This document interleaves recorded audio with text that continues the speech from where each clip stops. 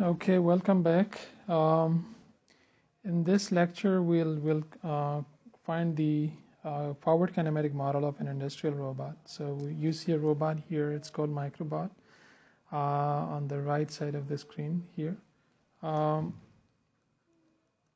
Microbot is sorry about this.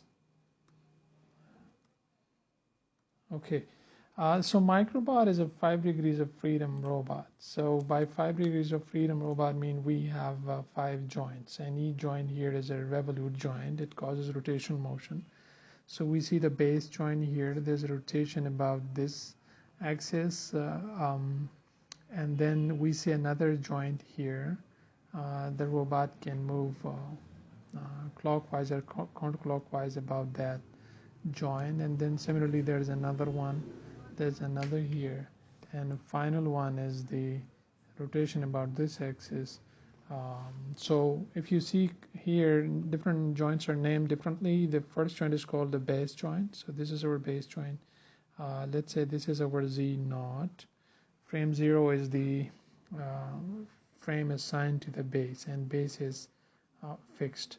So let's call this theta 1. And then this one is our theta 2. It's a joint variable. This is called a shoulder joint. And then theta 3, the elbow joint. Theta 4 is the tool pitch. And theta 5 is the tool roll. So if we number the joints from 1 to n, so base was our first joint. And similarly, second joint is the shoulder, elbow is the third, and all the way to n. So n is 5. N is the number of degrees of freedom. N is the simply here. N is the number of joints. So the first frame is assigned to the base. Base is fixed. So let's say this is our x naught. So frame 0 is our frame assigned to the base. Then this is your y naught. It's into the page. In step number 0, we number the joints from 1 to n, starting with the base. And then in step number 1, we assign a frame to the base. So let's move on to step number 2. In step number 2, we assign a z-axis to each joint. Each joint is rotating about its own z-axis. So z1 is into the page. Z2 is also into the page. Z3 is into the page. So each rotation is about a certain z. So joint 1 was rotating about z0. Joint 2 is rotating about z1.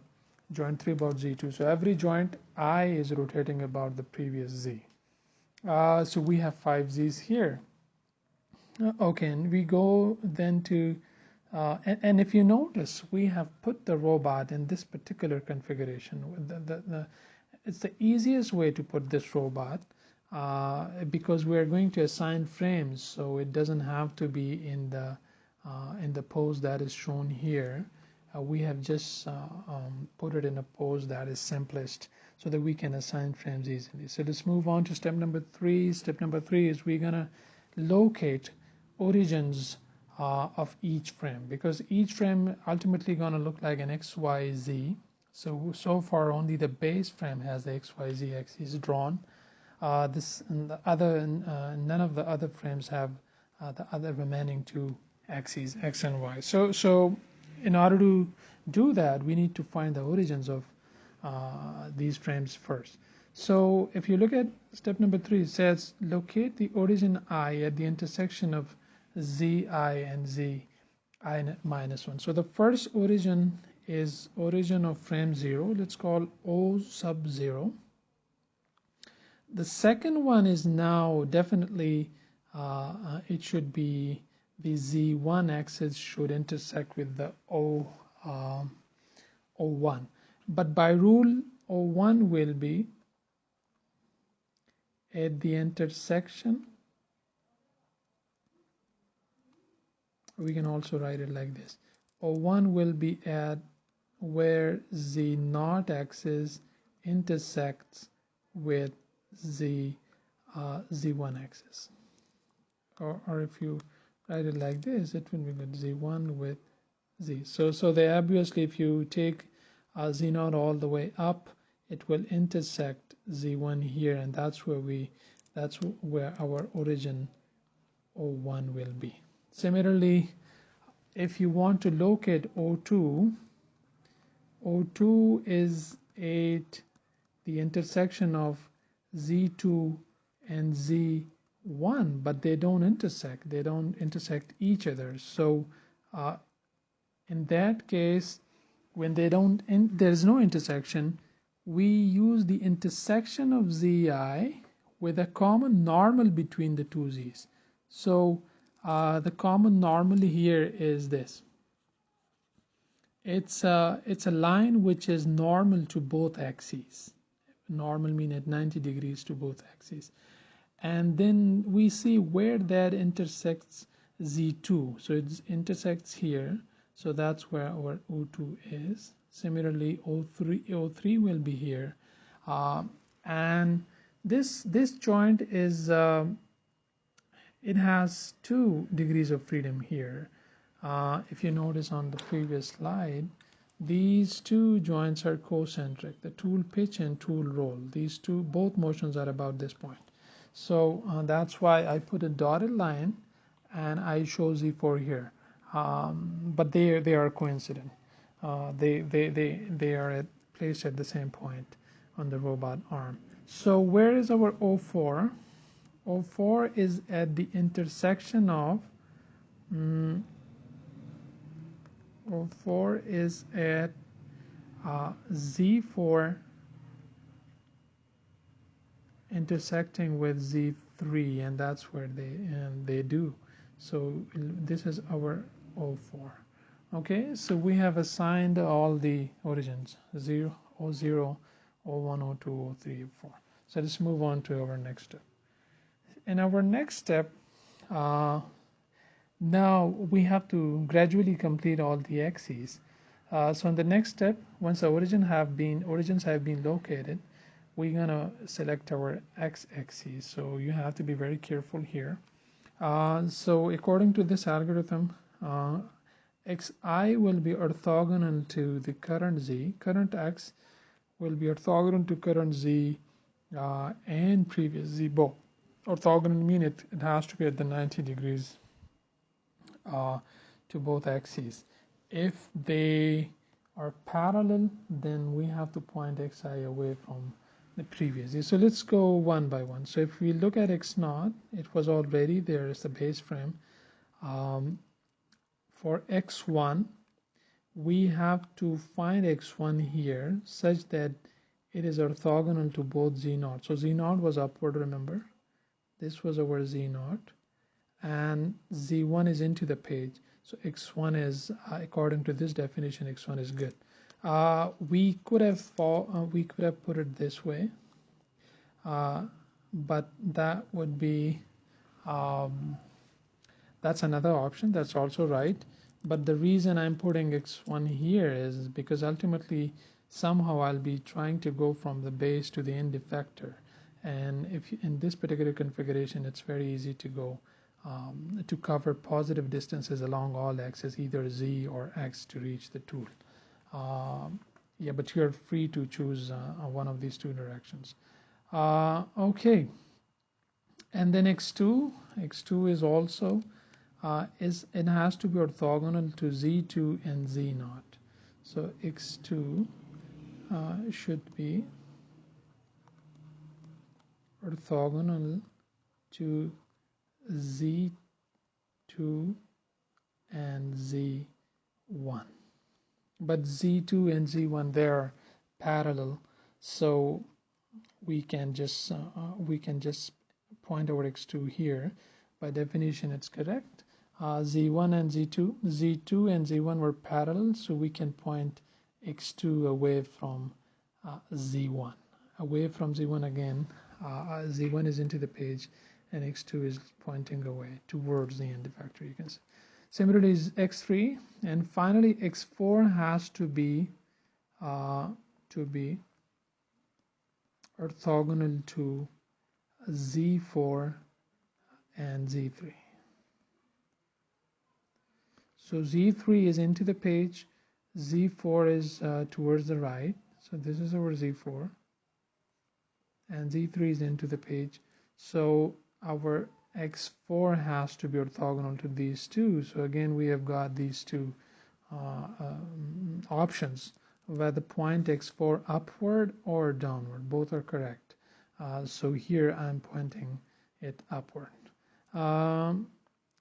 If I would have pointed it downward, it wouldn't be wrong, except the distances then in that sense would be negative toward, in this case, r. Okay, so we have assigned all axes, x0, x1, x2, x3, and x4. In the origin, we're already there, so this is O0, O1, O2, O3, and this is also O4. So let's move on to the next step. In the next step, we have to bring in our missing y-axis now. So the rule is simple. It's called right-hand rule. In the right-hand rule, we point our index finger along x and our middle finger along y, and z then the thumb points then along the z-axis. So okay,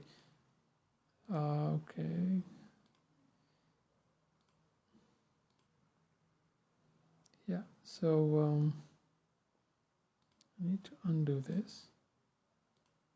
Oh yeah, and I will lock it so that so I don't delete it next time by mistake. Okay, and then I'll delete the circle. All right. So if y0 was already there, in order to select y1, point your index finger along x1, so it's this way. Point your z1 along the that's your thumb. So the only option left for y1 is to be downward, and similarly y2, y3, y4. Let's move on to, so we have assigned frames to all axes, and now we move on to step number, it should be step number 6, by the way. Okay, no problem, we can make it step number 6. Oops, sorry about that. So this is our step number 6. Okay, in step number 6, we assign a frame to the tool. So this was not there before. So the tool was here, and now in order to do that, we follow a convention. The convention is to align the z-axis away from the end effector. So end effector, if it looks like this, z should be pointing away from this. So if in this case, it should be z5 because the previous z's have been from z0 to z4.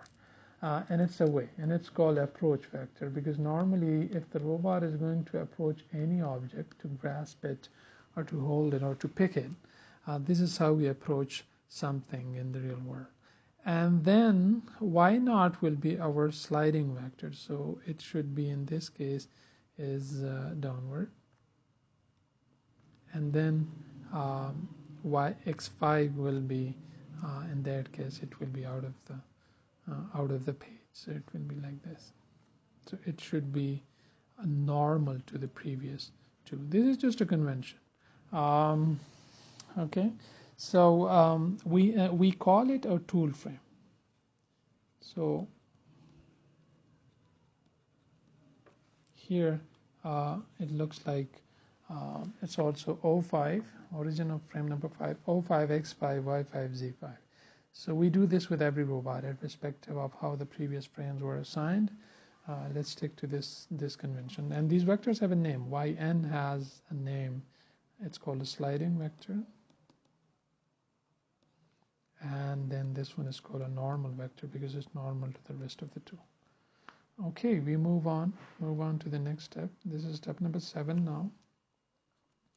In step number 7, we locate an auxiliary point BI at the intersection of the xi and z naught. So why we do this? We'll see this in step number 9 later.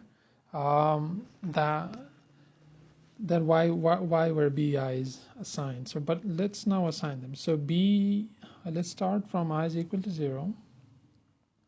I is equal to 1. So b1 is at the intersection of x1 and z naught.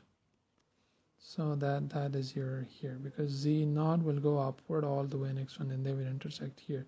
So let's call this our b1, that point. Okay, and b2 at the intersection, we wrote it this way before, is at the intersection of x2 and z1. So x2 is here and z1 is here, so the same point is our b2. b3 is at x3 and z2. So z2 is into the page and x3 is here. So we'll extend x3 all the way to z2. So this point becomes our b3. Similarly, b4 is at x4 and the intersection of x4 and z3. So x4 was here, z3 is here. So this is our b4.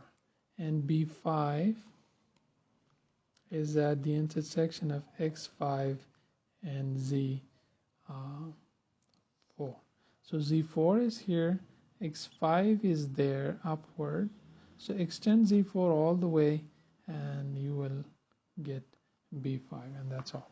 So why we use these b's for, what we use these b's for, we'll see later. Let's move on to step number 8. Now we have to find out what are thetas. Thetas by definition it's the angle between the previous x and current x measured about the previous z. Okay, how? Let's find. So theta 1 is the angle of rotation between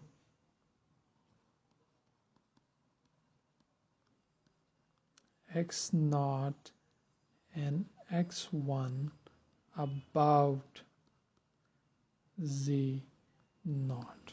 So this was our theta 1. It is about z naught. Right now the angle between x1 and x naught is 0 in this particular configuration, but whenever joint 1, this is our joint 1, whenever joint 1 is actuated, let's say by a DC motor or AC motor, this x1 will make an angle with x naught. So if you look at the top, x naught will be here and then x1 will go all the way, and that will be your theta 1. So by definition theta 1 is the angle between x1 and x naught. Theta 2 is between x1 and x2 about z1. So right now if you see here x2 and x1, the angle between them is 0, but whenever this joint moves, x2 will make an angle with x1. So every joint motion is relative to the frame that has been placed there. So you can say the tip of the link, we can also call this whole link, it moves when the joint is actuated. So and so on. So we'll complete this step. We move on to the next step. Now we find the distance di. What is the distance di? So let's follow the algorithm for now. Everything will make sense later. So let's say d1 is the distance from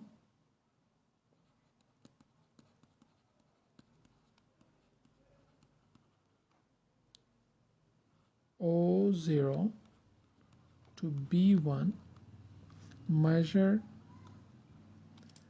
I don't need to write measure, along Z0.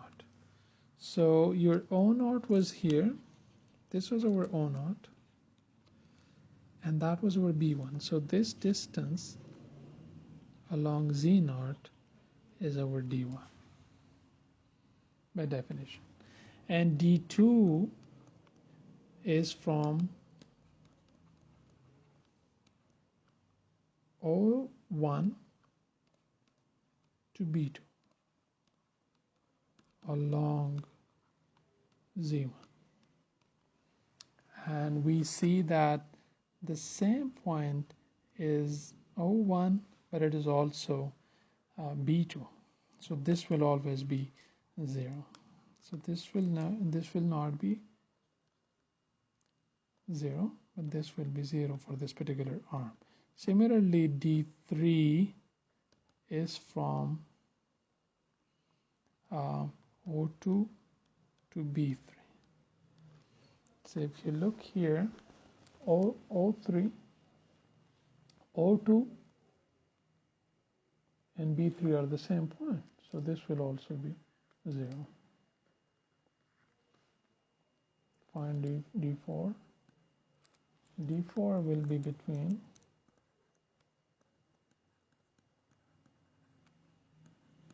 O3. D4 is from O3 to B4. So O3 to B4, this point is O3, but this is also B4, so that is also 0. And D5 from O4 to B5. So O4 is here. This same point is O4. Remember, frame 4 is there, placed with frame 3. They're coincident. And this is our B5. So this distance from here to here, you can say is your D5, which is, because this point was B5, which is non-zero. This is non-zero. Okay, so only two D's are non-zero, the rest are 0. We will later on see that this D is called link offset by DH convention. We'll bring in those names later on, but let's complete this algorithm. Move on to step number 10. Okay, so what I'll do is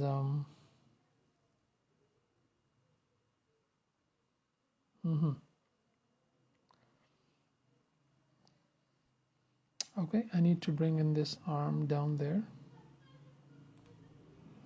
Okay, so I do it like this. Take a screenshot.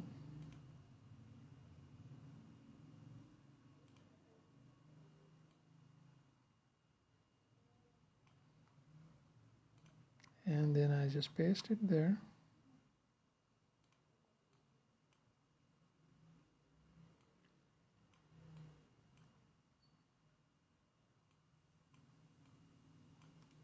Okay, and then we'll continue.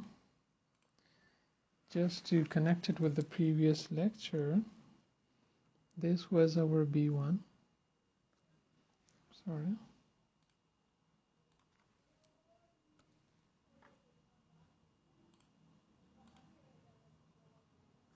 This was our B1, and by definition it was also our B2.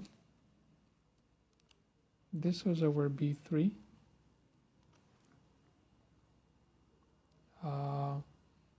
And then this was our B4. This point was our B4. And the last one was our B5, this point. So now we need to find another parameter, A. A is also called link length. So by this definition, AI is the distance from BI to OI, but it's measured along XI. So let's say A1 is from B1 to O1 along X1. So we see that B1 is the same as O1. They're the same point. They're the same point. So it's 0. How about A2? A2 is from B2 to O2. So this was our B2 and this is our O2. So the distance between these two is this. So let's start from here and it goes all the way to here. So this is your A2. Similarly, A3 is from, so this is non-zero. Exact values will fetch later on from the data sheet because only the manufacturer knows how much is the actual length of the arm. It's from B3 to O3. So this is our B3. This point is our B3 and this is our O3. So from here to here, this is our A3. It is along X2, along the previous X. So this is also not 0. And A4 is from B4 to O4.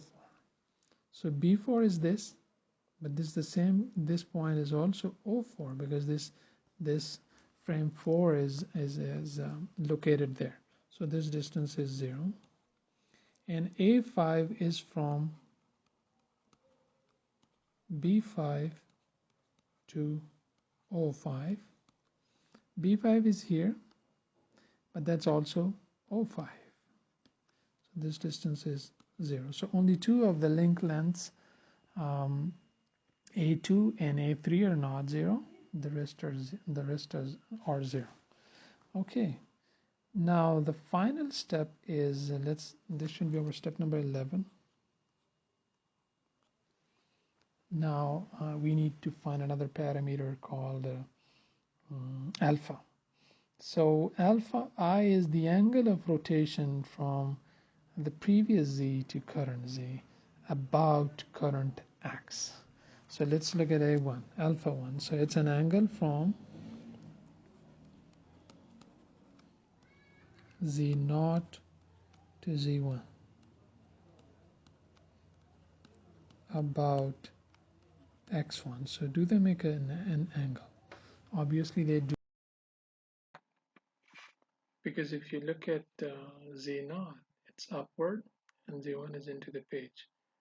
So in order to find alpha 1, we have to point our thumb along x1 and try to curl our fingers from z0 to z1 in a clockwise fashion. So in a clockwise fashion, so that it will make negative pi by 2. Similarly, if we look at alpha 2, so z1 and z2 are parallel, so they don't make any angle. So alpha 2 is 0, alpha 3 is 0. And finally, if you look at alpha 4, it's an angle from z3 to z4 about x4. So if you look at x4, it's pointing upward and z4 is pointing to the right, z3 is pointing into the page. So we have to look from top and we have to turn z3 clockwise to make it parallel with z4. So that will be a pi by 2 and the rotation is clockwise, so it will be a negative pi by 2. So this twist is because z3 and z4 were not collinear. They were making an angle with each other. We call that angle alpha 4 or link twist of joint form. Finally, if you look at alpha 5, It's from Z4 to Z5, but Z4 and Z5 are parallel, so they don't make any angle. So alpha 5 is also 0. So only alpha 1 and alpha 5 are 0. So if you start from Z0 and you reach at Z1, they make an angle with each other, and that is minus pi by 2, an angle about x1. Z1 and Z2 are parallel, so angle is 0, no twist. Z3 and Z3 are parallel, no angle, no twist. And then Z3 and Z4 are not parallel, they make an angle pi by 2 with each other, and that should be about x4, and it's minus pi by 2. And the last two z-axes are parallel, so alpha 5 is 0. So on this slide, we saw link lengths a's from a1 to a5. They were distances along x-axis, and then we saw alpha, which are twist angle between the two z's about current x. So these are very important parameters. The other two distances were theta and d. D was link offset, and theta was joint angle, which we also can call joint variable in case of revolute joints.